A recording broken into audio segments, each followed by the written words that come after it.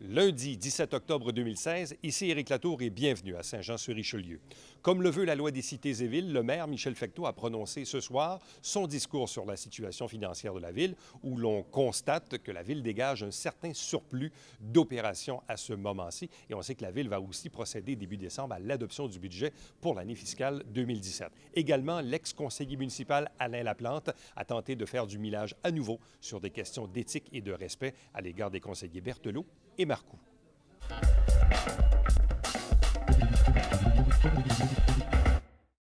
Donc, l'année 2016 a été plutôt stable au niveau de l'administration municipale. Le nouveau directeur général, François Vaillancourt, amène un nouveau style de gestion, et ça depuis plus d'1 an maintenant. Nos nouveaux directeurs de certains services ont également amené des nouvelles façons de faire. On peut penser au service des finances ainsi qu'au service des travaux publics.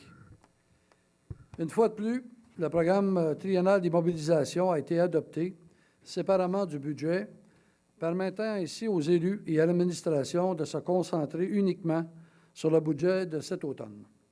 Nous avons donc adopté un PTI de 133 millions de dollars pour les années 2017, 2018 et 2019. Les grands projets qui retiennent l'attention sont la réfection et la réhabilitation des infrastructures des rues existantes, de l'ordre de 23,3 millions, la construction de nouvelles infrastructures pour des prolongements de services, des bouclages ou des développements de rues pour 14 millions, ainsi que plusieurs autres types d'infrastructures telles que l'aménagement d'une place publique à l'entrée nord de 1,3 million, des investissements dans le secteur de l'eau potable et des eaux usées pour 7,9 millions, la mise à niveau du système de réfrigération du Colisée Isabelle Brasseur pour 5,8 millions, la stabilisation des berges du canal de Chambly et rue Champlain pour 1,4 million, l'aménagement de parcs et la mise à niveau d'équipements en lien avec ceux-ci, totalisant 7,7 millions. On y retrouve également l'un des investissements relatifs à un projet de nouvelle passerelle de traverse de l'autoroute 35. Ce montant est de 1,1 million. Ce projet vise à assurer une meilleure desserte aux citoyens, en lien, entre autres, avec des efforts de consolidation du réseau cyclable. À cela, il faut ajouter des programmes de maintien de nos équipements tels que le remplacement des véhicules et l'entretien de nos bâtiments, l'actualisation des systèmes d'éclairage de certains de nos édifices ou encore dans les tableaux d'affichage électronique. La poursuite du programme d'accessibilité universelle à nos services demeure une priorité. Les investissements au plan de conservation se poursuivront par l'ajout de terrains au patrimoine de préservation de nos milieux naturels. Le financement de ce programme triennal d'immobilisation passe, entre autres, par le maintien du niveau du cadre financier d'investissement annuel de 14,5 millions. La taxe de 0,273 par 100 $ d'évaluation pour le plan de conservation des milieux naturels sera maintenue. Les subventions sont de l'ordre de 27,3 millions, émanant du programme de la taxe sur l'essence et de la contribution du Québec, seront utilisés tout comme les revenus de la taxe sur les carrières de 1,5 million pour des fins de pavage. Le programme annuel de réfection du pavage de plus de 4 millions de dollars est toujours en vigueur. Nous sommes bien conscients que cet ambitieux programme stimulera l'économie tout en respectant la capacité de payer des contribuables. La grande quantité de projets soumis nécessite de faire des choix. Nous donnons priorité aux projets ayant un impact sur le développement économique et qui génèrent de nouveaux revenus, et ce, à court et moyen terme. Le programme triennal d'immobilisation étant réglé, les membres du comité finances, la direction générale et la direction des finances se rencontrent fréquemment afin d'établir les grandes orientations du prochain budget. Ils analysent les besoins de la population de concert avec ceux de l'organisation afin de s'assurer que les citoyens obtiennent les meilleurs services au meilleur coût. L'étude du budget est donc entamée depuis plusieurs semaines maintenant. Pardon. Ce budget se prépare donc en fonction d'une économie qui est relativement stable. Nous sommes toujours très actifs dans ce domaine, tant au niveau de nos services municipaux que de nos organismes partenaires. À cet égard, le milieu paramunicipal a été plutôt mouvementé cette année. En effet, le nouveau Conseil économique et touriste de Haut-Richelieu a vu le jour avec un nouveau président et une nouvelle directrice générale. La construction résidentielle a repris de la vigueur. En date de septembre 2016, nous notons une hausse de 9 % avec 214 nouvelles constructions depuis le début de l'année. Nous enregistrons 3 nouvelles constructions commerciales et 2 au niveau industriel. Cependant, les valeurs de rénovation commerciale, institutionnelle et agricole sont en forte hausse. L'année 2016 a donné lieu à plusieurs bonnes nouvelles économiques. La microbrasserie La Gabière, installée depuis 5 ans dans le Vieux-Saint-Jean, démarre sa propre usine de fabrication dans le parc industriel d'Iberville. Kombucha, spécialisée dans les produits naturels et biologiques, s'installe sur le boulevard du Séminaire. Canva Étoile Saint-Jean est racheté et rapatrie ses activités dans notre municipalité. Et une entreprise de thé, l'Éternel Chaga, les jardins SM, s'installe sur la rue Godette. Une compagnie de Chambly, Chemco Béton, déménage dans le parc industriel du secteur Iberville, alors que Héritage et Bénisterie architecturale de Brossard fait l'acquisition d'un bâtiment ayant appartenu à Milquip et y transfère toutes ses opérations et emplois. Par ailleurs, plusieurs entreprises ont déménagé tout en demeurant dans notre municipalité. D'autres ont procédé à des agrandissements ou ont fait l'acquisition des bâtiments et d'équipements. On peut penser à Service Usinage 9002, Probalas, Bois Expansion, Solvarec Environnement, Équipac, Béton préfabriqué du Richelieu, PCAS, Formule CNC, Création Sego, Fabrication Théberge, Cadex et Novagrain. Le secteur commercial a été tout aussi dynamique. Depuis l'année dernière, le territoire de la ville de Saint-Jean a accueilli 41 nouvelles places d'affaires. La valeur des investissements commerciaux, soit la nouvelle construction et rénovation, sont de l'ordre de 19 millions de dollars et ont créé près de 200 emplois. Les nouvelles adresses les plus marquantes de l'année sont AEW, la Banque Scotia, Doulise, Éco-Fitness Saint-Jean, c'est Richelieu, Pharmacie Brunet et Portes et Fenêtres Verdun. Nous avons également observé quelques relocations majeures sur le territoire, dont l'Aubainerie, Ardennes, la Banque nationale et Honda de Saint-Jean. Plus particulièrement pour le Vieux-Saint-Jean, 13 nouvelles places d'affaires, incluant des commerces, entreprises de services et de bureaux professionnels, se sont établis dans ce secteur.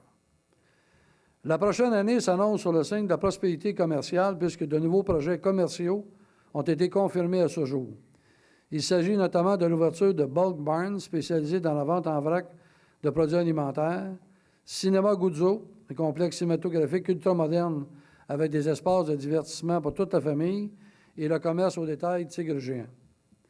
Le projet immobilier 1055, situé au 1055 boulevard Séminaire Nord, soit l'ancien Toyota, représente un investissement d'approximativement 20 millions de dollars. Le rez-de-chaussée sera occupé par du commerce et le deuxième étage par des espaces à bureaux. Une nouvelle résidence pour personnes âgées vers le jour, le groupe Résidence Excellence, lancera son projet de 50 millions de dollars au printemps prochain. Cette résidence sera située entre le marché Extra Perrault Gina, sur la rue Douglas, et le CHSLD Gertrude de la France. Parmi les grands travaux municipaux, la première phase de la revitalisation de l'entrée nord du Vieux-Saint-Jean s'est poursuivie. Les travaux de rénovation de l'église Trinity et Payfini House sont presque achevés. Plusieurs travaux d'infrastructure ont été exécutés. On peut penser aux rues Lachance et Louis-Franquet, au secteur de la rue Charles-Henri Hébert, la 8e avenue, ainsi que les travaux de réhabilitation de la rue Maisonneuve. La construction du parc Alphonsine-Ranger près du domaine de l'An s'avère un projet important cette année.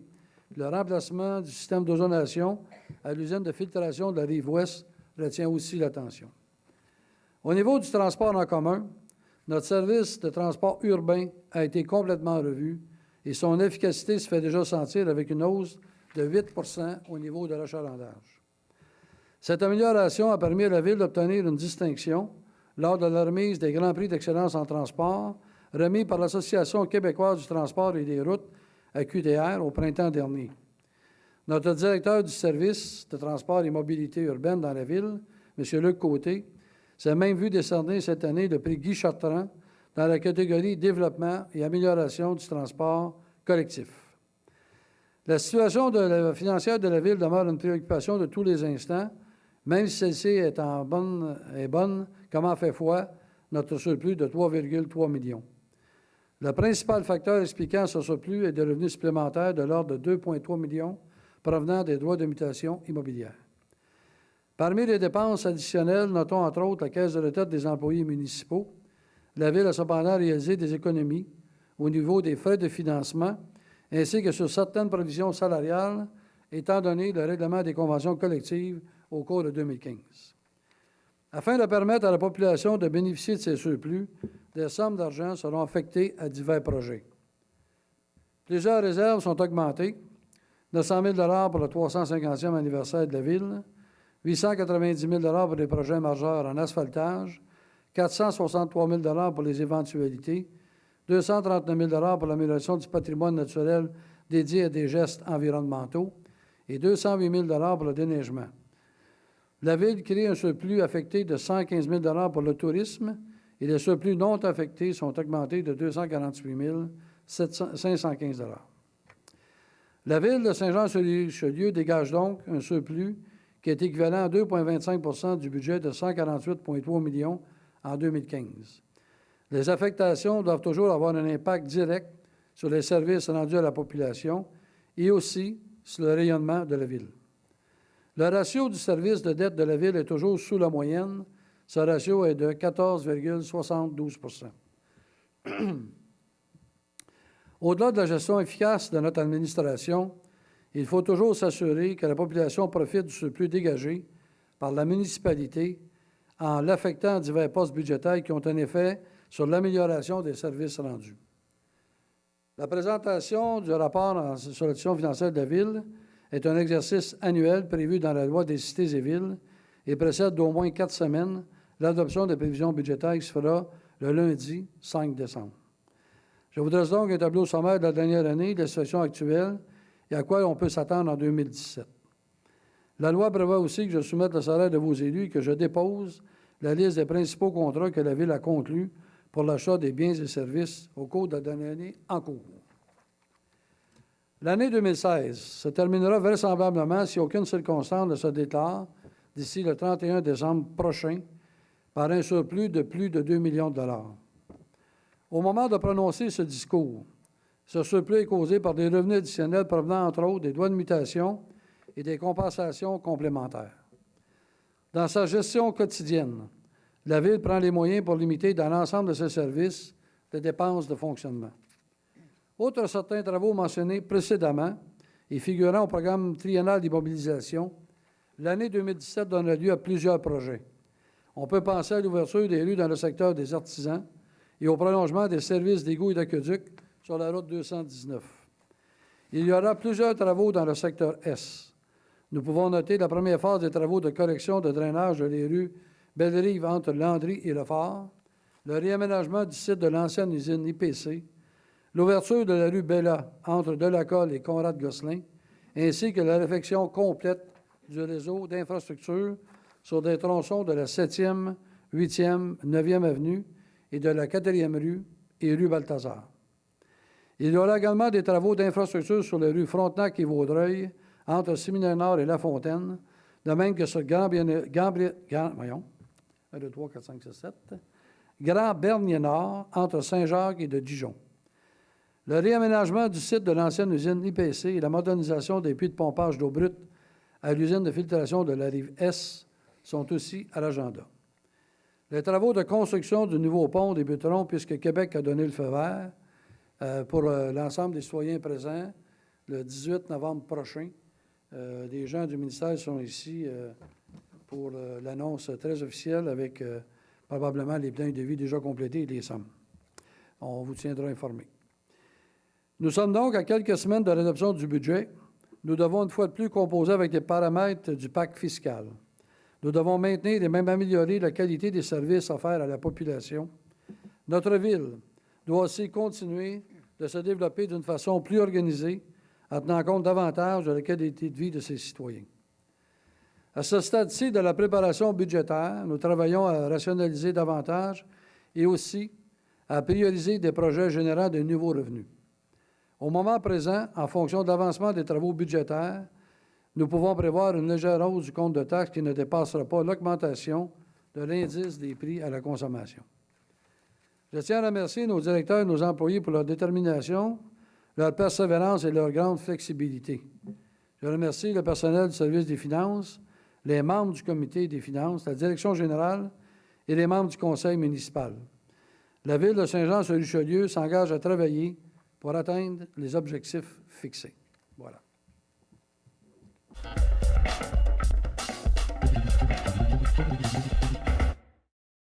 Gilles Hébert, 91 rue Sud-Desnoyers. Bonsoir. Bonsoir. Monsieur le maire, suite aux propos au point 20 de la séance du 19 septembre 2016 de M. Berthelot à mon égard, vous nous avez dit à la dernière réunion qu'en début de réunion aujourd'hui, vous statueriez là-dessus, à savoir s'il y aurait des sanctions qui seraient appliquées à M. Berthelot. Oui, je vais vous répondre. Je me suis penché sur les plaintes là, prétendues en violation du Code d'éthique de déontologie des élus municipaux. En ce qui concerne M. le conseiller Berthelot, là, ici, je fais une différence entre le ton et le contenu. Celui-ci s'est exprimé poliment et respectueusement à titre personnel. Puis à partir de ce constat-là, puis là, je dis, je fais différence entre le ton et les propos. Il n'y a pas de la matière à violation de la réglementation dans ce cas-là. Et en même temps, pendant que je suis là, parce que j'ai votre voisin en arrière, en ce qui concerne Mme Marcoux, comme je l'ai dit, les propos sont tenus lors d'une réception privée dans un thème principal où était l'animation qui avait été préparée par M. Vaillancourt. À mon sens, il n'y a pas de violation de code d'éthique des élus. C'est une opinion qui a été mise dans un cadre vraiment hors le contexte là, du conseil municipal. Voilà les propos en ce qui concerne ces deux cas-là. Pourriez-vous me répéter la partie, je n'ai pas eu le temps d'inscrire, là? La partie qui vous concerne, vous? Oui, Bon. À partir de pas de matière à... J'ai dit à partir de... je vais vous le répéter au complet parce que je ne veux pas que ce soit hors contexte. Là. En ce qui concerne le conseiller Yvan Berthelot, celui-ci s'est exprimé poliment puis respectueusement à titre personnel, puis il n'y a pas là matière à violation de la réglementation sur les informations sur lesquelles je me suis penché. Alors, je dis que je différencie, puis ça va pour tout le monde, là, quand on est ici. Le ton utilisé, souvent, va être beaucoup plus respectueux. OK? Des fois, on se laisse emporter. Ça peut m'arriver à moi aussi, j'en conviens. Mais en ce qui concerne les propos, ces propos-là ont été faits dans les cadres de sa fonction. Puis il n'y a pas de manquement au code d'éthique en ce qui me concerne là-dessus. Excusez-moi, mais c'est juste le mot qui me manque, c'est il n'y a pas de matière. Il n'y a pas là matière à violation de la réglementation. Violation, OK. Merci. Voilà. Merci. Deuxième question. Oui. Lors de la dernière séance, celle du 3 octobre 2016, pour une xème fois, la deuxième période de questions du public a été amputée. Cette fois-là, entre 15 et 20 minutes de moins.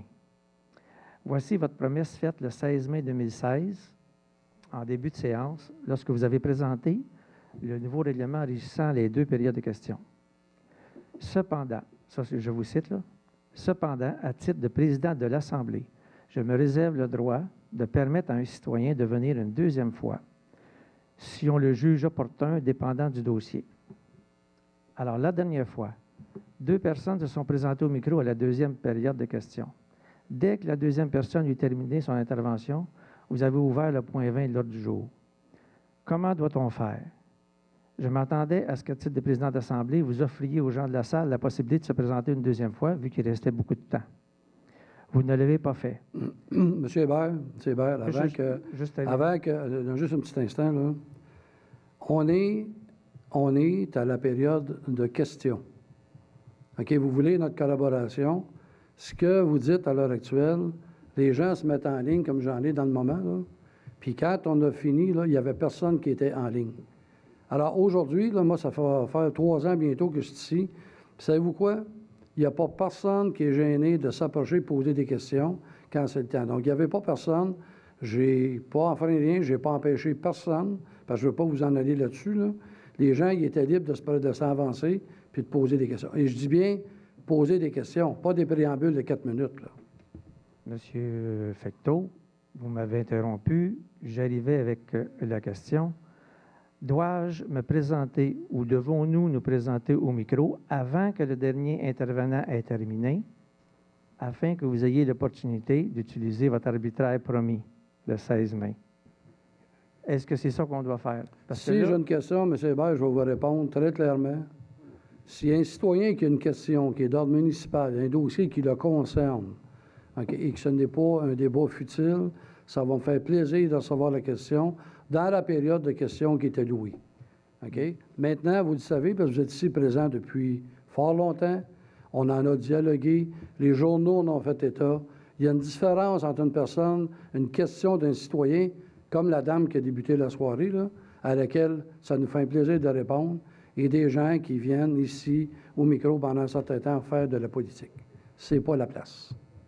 donc, on peut venir se placer en ligne après que les Si gens... on est dans la période des questions, M. Hébert, il y a un citoyen qui a un cas particulier qui le concerne, puis c'est une question, puis il me pose une question, je pense avoir un assez bon jugement pour être capable d'y répondre.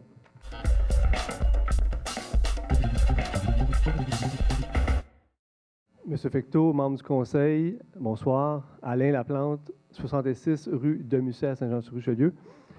Monsieur Fecteau, j'aimerais revenir sur votre réponse que vous venez de donner à M. Hébert relativement au code d'éthique. J'ai beaucoup de difficultés à vous suivre et à comprendre votre logique. Pas ça, M. Brampo. Relativement à Mme Marcoux, Mme Marcoux a clairement été irrespectueuse envers le conseiller B7 en le remerciant de ne pas être présent à la soirée des employés du Festival de Montgolfière. Vous dites, vous semblez minimiser la chose. Basez sur quoi pour dire ça, monsieur? Mais vous dites qu'il n'y a pas eu d'enfreint. Ah, mais vous basez sur quoi pour dire, puis ça soit vous là? Vous trouvez ça respectueux, Est-ce monsieur? que vous étiez là? Ben non, mais vous avez, vous-même, M. Fecteau, vous avez demandé à Mme Marcoux de s'excuser auprès de M. B7. Pas ça que j'ai dit. Qu'est-ce que vous avez dit? Petite erreur. J'ai dit que Mme Marcoux et M. Bessette se connaissaient bien, que j'étais sur place lorsque ça s'est produit, que je ne vais pas dépenser pour faire une enquête, que les gens sont majeurs vaccinés et qu'ils vont se parler. Là, vous avez dit tantôt, ça s'est pas fait, ça s'est fait dans une réunion privée au Festival des Montgolfières, c'était pas à la table du conseil. Est-ce que vous pensez que votre code d'éthique s'applique seulement pendant la réunion? Non, mais le code d'éthique, là, si je suis chez moi et je suis en train de discuter avec certains collègues, là, je ne suis pas dans le code d'éthique. Là. Votre code d'éthique, alors, c'est lorsque vous lors d'une journée, je l'ai même dit à la dernière réunion publique, dans le cadre que ça s'était présenté, OK, je l'ai dit, là, et ce soir, parce que je me suis penché là-dessus, puis effectivement, notre directeur général, qui est un peu plus volubile, Marc Épon, nous avait dit ce soir-là, si ça vous tente de remercier des gens, demandez, allez-y. Ah oui, c'est une bonne idée. Ce qui n'était pas une bonne idée, c'est de remercier un conseiller de ne pas être présent, qu'on souhaitait finalement qu'il ne soit pas là. C'est totalement irrespectueux, M. Fecteau. Je ne comprends pas que vous trouviez que c'est respectueux. Attends, il n'était pas dans... M. Bessette n'était pas dans la salle, mais il était sur le site. Exactement. Donc, et dans le cas de M. Berthelot, je vous ai entendu parler de son ton, mais vous avez entendu ses propos. Il a dit, lorsque M. Hébert viendra, je quitterai la salle pour des besoins personnels. Mais je suis désolé, là, mais c'est totalement irrespectueux. Et on est pas mal déçus de voir que finalement, vous banalisez la chose et puis qu'il n'y aura aucune conséquence pour ces conseillers-là. C'est pas ça du tout, mon cher ami, qui est le cas. Je vous dis tout simplement, parce que là, vous en faites des déductions, là. Okay, c'est certain que si à un moment donné, ça peut arriver à un besoin, là, peut-être que je ne l'exprimerai pas, là, mais de là à dire que parce qu'il explique ce besoin-là qu'il manque au code d'éthique, il y a une marge, là. Il ne faut pas charrier, là. Monsieur Fecteau, j'ai su à travers les branches qu'une nouvelle plainte en éthique avait été déposée à votre égard et que cette plainte avait été jugée recevable par la Commission municipale du Québec. Est-ce que c'est vrai? Vous êtes dans l'erreur complètement. Donc, vous dites que c'est pas vrai? Est-ce qu'il y a une plainte? Oui. Il y a un policier, le policier dans la saga de la contravention, mais je pense que l'information que vous avez, là, l'information que vous avez, puis le document que j'ai reçu la semaine dernière ne correspond pas, mais comme vous savez, mon cher monsieur, on va laisser la commission faire. Qu'est-ce qu'il dit, le document que vous avez reçu? Pardon? Qu'est-ce que le document que vous avez reçu dit? C'est un document qui est de la commission. Ça appartient à la commission, puis quand je recevrai une lettre qui me demande de le dire en public, je le dirai. On parle bien du dossier du policier là, qui a déposé un grief en mai dernier parce qu'il s'est vu refuser une promotion suite à ce qui vous est donné à vous, M. Fecteau, une contravention. Ça, c'est des allégations que le policier... Mais on parle de ce dossier. C'est en lien... La plainte qui a été déposée à la commission... Le dossier dont vous parlez, attendez un peu. Faites attention, là, parce que c'est un document qui est devant les tribunaux. Allez pas trop loin là-dedans, là. À l'heure actuelle, moi, ce que je peux vous dire, les dernières informations que j'ai reçues du parce qu'on l'appelle l'avocat de la commission, c'est ça, que j'ai reçu la semaine dernière. Moi, je pense que quand vous affirmez qu'elle va être recevable, je pense que je garderai la prudence. Pas tout à fait ça. Bien, moi, M. Fecteau, Moi, j'ai payé entendu... mon ticket, mon cher ami, puis que le policier pense, c'est des allégations qu'ils vont faire. Vous savez, on est en négociation. Hein? Vous savez, c'est quoi des négociations? Des fois, il y a plein de choses qui sortent. M. Fecteau, moi, ce que j'ai entendu à travers les branches, c'est que la plainte avait été jugée recevable. Donc, on verra avec la suite des choses. Mais pour le bénéfice... Ben, moi, c'est pas à travers les branches. C'est le tronc d'arbre qui m'a appelé pour me dire que à l'heure actuelle... Est-ce qu'on peut en avoir une copie de cette lettre-là, M. Fecteau? Premièrement, ça appartient à la commission municipale. Vous savez comment ça fonctionne? Quand ils ont des décisions, ils me demandent ici, comme maire, de le dire en public, ce que ça va me faire un plaisir de faire. Mais réjouissez pas trop vite. M. Fecteau, je ne sais pas comment ça fonctionne. Je n'ai jamais reçu de plainte en éthique de la commission municipale. Je suis désolé. Mais pour le bénéfice... Vous avez déjà subi d'autres choses, M. Pour le bénéfice de tous les citoyens, est-ce que c'est possible de commander une enquête également sur vos agissements envers les policiers? De commander une enquête? Comme vous avez fait dans le cas de M. Bessette. Pourquoi vous voulez faire dépenser de l'argent?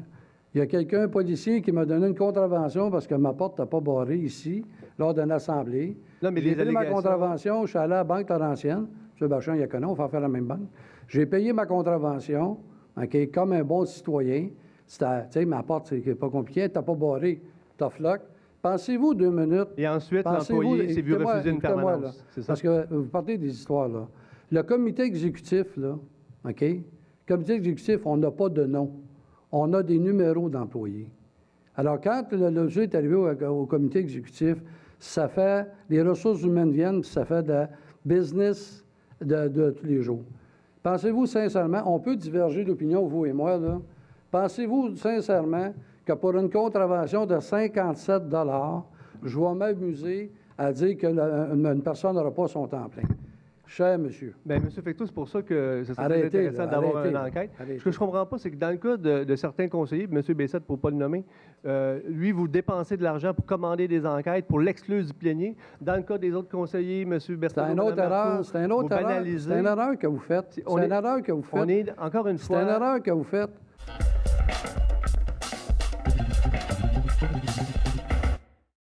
Voilà, c'est tout. On se fixe rendez-vous la semaine prochaine alors que nous allons vous présenter de nouveaux extraits de cette séance du Conseil du lundi 17 octobre 2016. Entre-temps, si vous désirez me joindre, faites-le par courriel à Éric Latour en un mot à commercial.tvhr9.com.